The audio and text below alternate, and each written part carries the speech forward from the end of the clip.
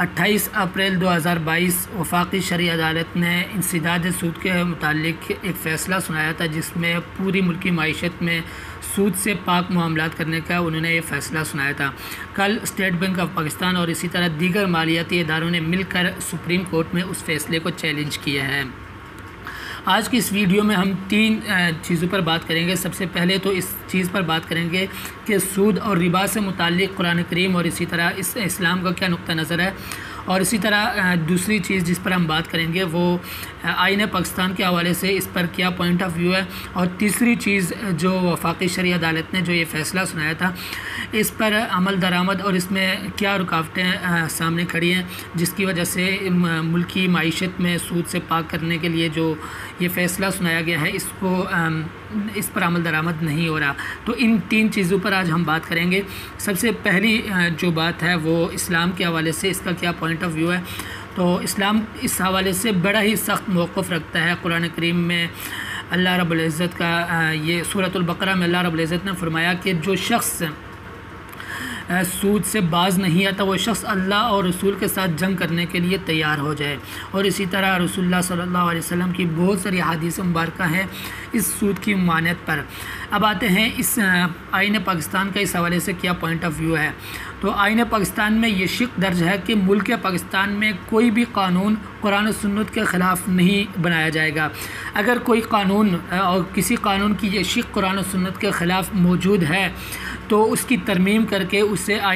قرآن و سنت کے سانچے میں اس کو ڈالا جائے گا، یعنی کہ قرآن و سنت کے منافی کوئی بھی قانون نہیں بنایا جائے گا،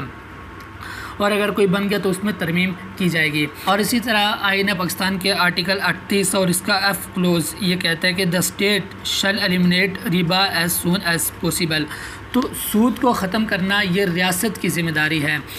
اور ریاست نے اس پر کتنا کام کیا ہے اس پر تھوڑی بات کر لیتے ہیں تاریخی حوالے سے۔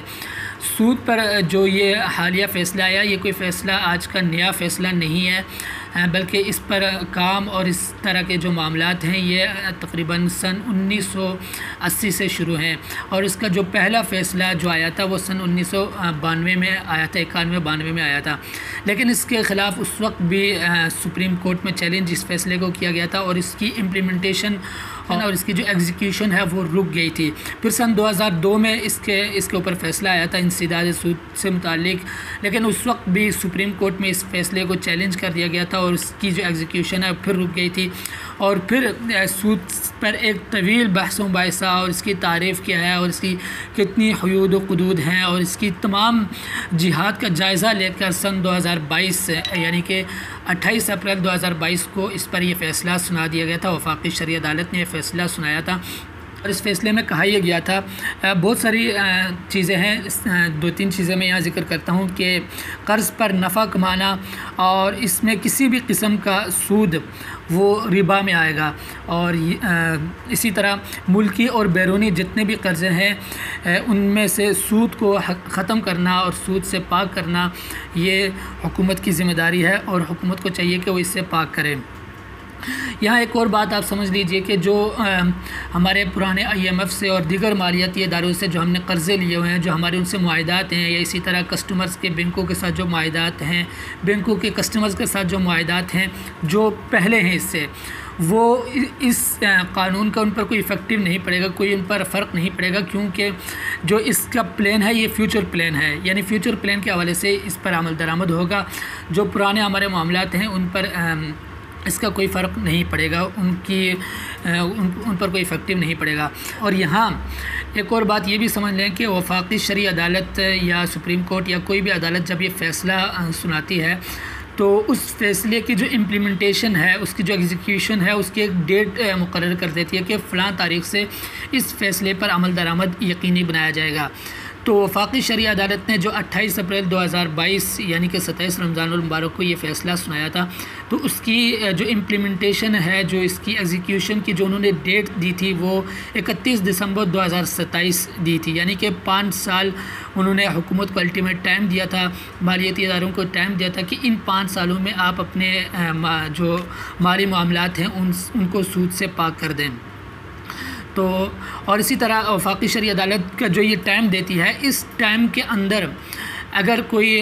اس کو سپریم کورٹ میں اس فیصلے کو چیلنج کر دیتا ہے تو اس فیصلے کی جو امپلیمنٹیشن ہے، جو اس کی ایگزیکیوشن ہے، وہ رک جاتی ہے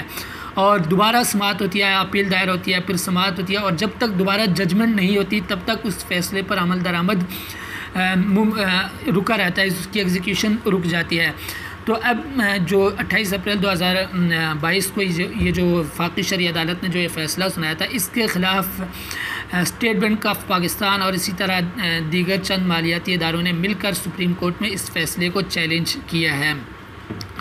اور یہ کوئی آج کی بات نہیں ہے، یعنی کہ اس پر تمام معاملات جب کلیئر ہیں،